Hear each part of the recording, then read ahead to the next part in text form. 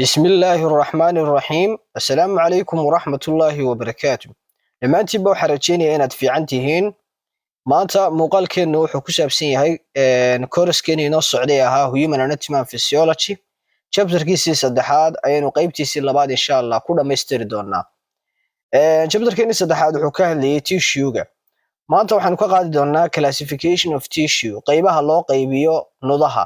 ayaasha jirkeena waxaa loo kala qaybiyaa qaybo kala duwan kow epithelial tissue waxa jirta nuda marka lagu magacaabo epithelial sida magaciisa ka muuqataba epithelial tissue-gu kaafar wuxuu daboolaa body surface oogada sare marka jirkeena sidoo kale lining wuxuu daboolaa body cavity-ga muqarrada marka jirka iyo ductiska tuumbooyinka marka jirka and form sidoo kale wuxuu sameeyaa glands-ka qanjidhadeena they are subdivided into waxa loo kala qaybiyaa laba qaybood baa ugu waaweyn cavernous and lining epithelium qolo la yiraahdo iyo qolo kale marka la yiraahdo glandular epithelium cavernous and lining epithelium sida magacooda ka muuqataba iyagu waxay dahaadhaan wadahaadkii sare weeye xagga glandular epithelium kuna uu ka dhex shaqeeyo isagu wixii marka glandiska iyo qanjidhada marka iyo secretion-kooda way cavernous and lining epithelium hadaynu u nimaano it forms isagu marka wuxuu sameeyaa the outer cavern inuu dahaar sare ku daboolo of external body surface oogada sare marka jirka aan outer cavern sidoo kale wuxuu dahaar sare u noqdaa of some internal organs-ka xubnaha laga helo qaarkood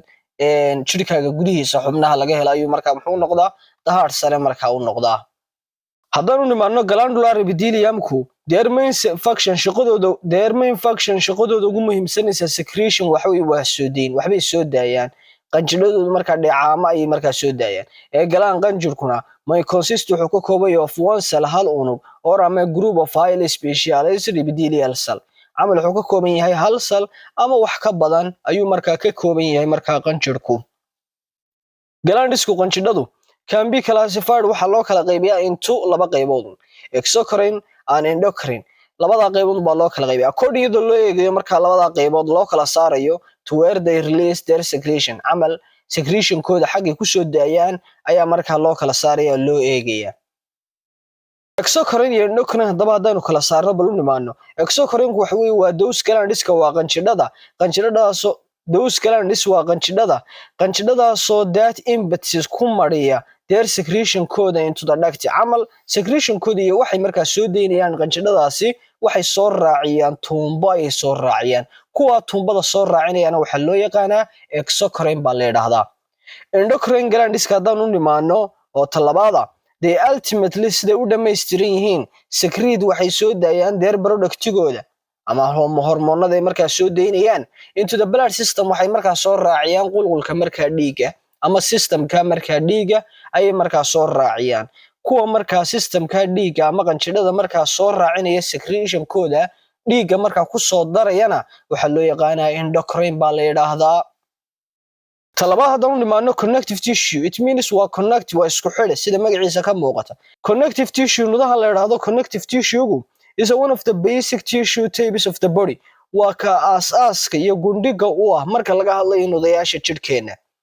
as it is name implies sida magaciisa ka muuqato wuxuu sheegaa connective tissue is a term given to several body tissue meelo badan oo jirkeena kamid ah ayaa laga helaa connective tissue-ga that shaqadu qabtaana sida magaciisa ka muuqato waa connect waa isku xidhe support waa taageere and help sidoo kale wuxuu caawiyaa bind other tissue inuu nudaha kale sii qabsadana isaga ayaa ka caawiya functions of connective tissue shaqooyinka marka connective tissue-ga ama nudahan connective-ka ahi shaqooyinku marka inoo qabto waxa kamid ah supporting organs and cells wuxuu marka taageeraa xubnaha iyo marka unugyada transporting marka wuxuu qaadaa oo gaadiid u yahay nutrients-ka nafaqooyinka iyo marka wastes iyo marka qashinka defending marka wuxuu difaaca against pathogens-ka ayuu difaaca amal wixii xanuunaa jirka ku imaanayana difaac buu noqdaa storing marka wuxuu kaydiyaa faadkii dufanka ayuu kaydiyaa repairing marka wuxuu dayactiraa damaged tissue nudayaashii marka dhaawacmayna uu dayactiraa there are waxa jira three classes of connective tissue saddex marka nooc oo ugu muhiimsan oo loo qaybiyo ayaa jira marka connective tissue-ga waqti qaar afar bay qoraan saddexna ugu sii muhiimsan yihiin blood connective tissue isku xidha marka laga helo dhiiga bones connective tissue nuda isku xidhayo marka laga helo lafaha cartilage connective tissue nuda isku xidha marka oo laga helo carjawda marka laga helo way bal mid baan ugu tagi doonaa u fiirsada blood connective tissue waxaan u dhimaanaa kii koobaad oo markaa ahaa blood connective tissue-ga oo ah qaybihii loo qaybinayay markaa connective tissue-ga saddexdii ugu muhiimsanaa blood connective tissue-ga markaan u dhimaano blood dhiigu is the specialized connective tissue within the circulatory system blood is the specialized connective tissue dhiigu wuxuu markaa ka samaysan yahay nudo isku xidha oo markaa khaas ah within kaasoo markaa laga helayo the circulatory system ka camal habdhiskeenan wareega dhiigga laga helayo daadkaasoo transport qaada blood cells unugyadii dhiigga ayuu qaadaa unugyada dhiigga iyo markaa dissolved kuwaasoo ay ku milan yihiin substance ashyaa throughout isagoo geeya the body markaa jirka geeya fi isagoo markaa u sii dhex marinaya blood vessels-ka dhuumaha markaa dhiigga u sii dhex marinaya camal dhiiggeenu marka uu soconayo waxa uu sii dhex maraa blood vessels-ka dhuumaha dhiigga ayuu sii dhex maraa dhiiggeenu waxa uu wadaa unugyadii dhiigga ayuu wadaa ama kuwa unugyadii dhiigga asaasa red blood cells-ka ahaadaan white blood cells-ki ahaadaan platelets-ki kuwaasoo dhan buu wadaa sidoo kale waxaa ku milan ashyaabaa ku milan ashyaada ku milan waxay noqon kartaa nafaqooyinkii nutrientskii waxay noqon kartaa dawooyinkii markaa qofka la soo siiyey dhammaantood markaa jirka ayuu gaadhsiiyaa isagoo markaa usii dhex maraya dhuumaha dhiigga usii dhex maraya bone is connective tissue bone tissue-ga nudaha markaa laftu is a tape waa nooc ka mid of connective tissue ka mida waa nooc nudaha markaa isku xidhaha ah consistent waxa uu ka kooban yahay mainly of collagen matrix camal wuxuu ka kooban yahay dhuux markaa protein ah that mineralized kaasoo ay macdanta ku jirtaana ay tahay with calcium and phosphorus labada mineralna waa labada markaa mineralska ah ee laga helo markaa boniskeena markaa laga helo cartilage connective tissue haddaan numaano nudaha isku xidhaha ee laga dhexelo carjawda laga helo cartilage carjawdu is a strong waa mid xoogan flexible-na ah connective tissue waa nuda isku xidha ah kaasoo markaa flexible oo lexleexan karayo dhinac walba u qaloocsami karaya strongina ah oo xoogan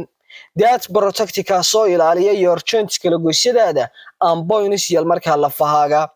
an important structural component of the body waana qaybta ugu muhiimsan marka la joogo markaa structureska ama qaab dhismeedka markaa jirka marka la joogo